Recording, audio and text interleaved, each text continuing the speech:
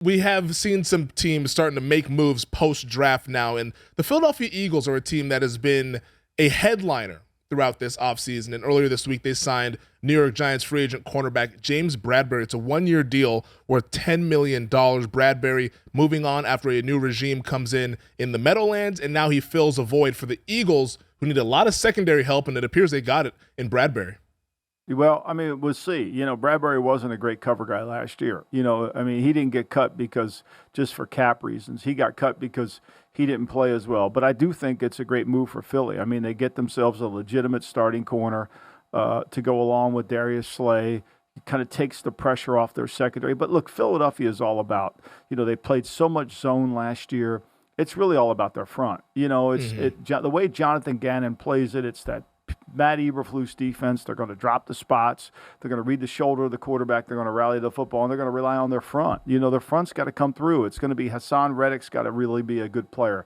But I think, to me, the Eagles at 9.5. I think it's 9.5 now. It was 9.5 earlier.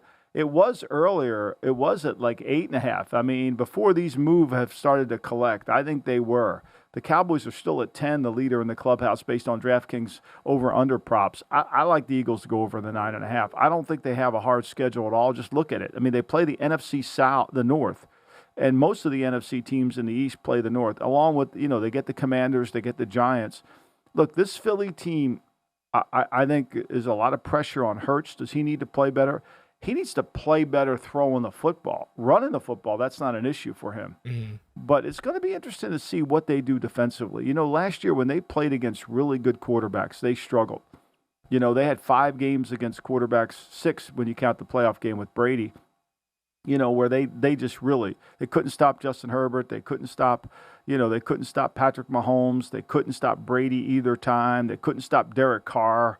They struggled, and if their front's not dominating, it becomes a problem. But I like Philly. I really do. I think there's a lot of enthusiasm here in this city. I mean, one thing for sure, Fem, they got, I don't know about you, but they got the parade route already figured out here in Philly.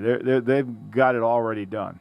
You know what, Michael? I might be in lockstep with the folks planning the parade here for the Philadelphia Eagles because I like the over 9.5 as well. I went even further here with the Eagles. I bet them to win the Super Bowl at 50-1. Wow. We'll talk about Super Bowl stuff later on in the offseason, but that's just a little nugget there, a little preview. Wow. I bet the Eagles. Some balls, Femi. I love it. Wow. Tell me why. I'm pushing the chips. I'm pushing the chips into the center of the table here just because you mentioned it. The schedule, I think, is really favorable for this Eagles team.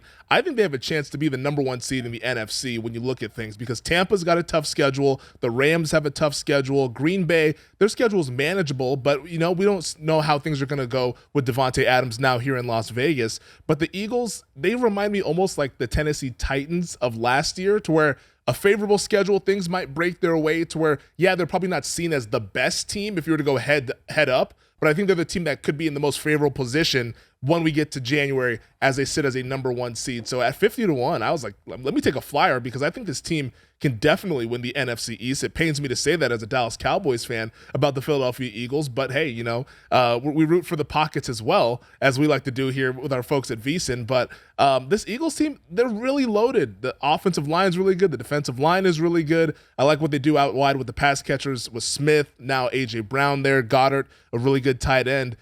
I'm buying into Jalen Hurts in the regular season. We'll see what happens in the playoffs, but in the regular season, I think that he can get this team to a 12, 13 win caliber team here just because of the schedule and the talent that they've acquired.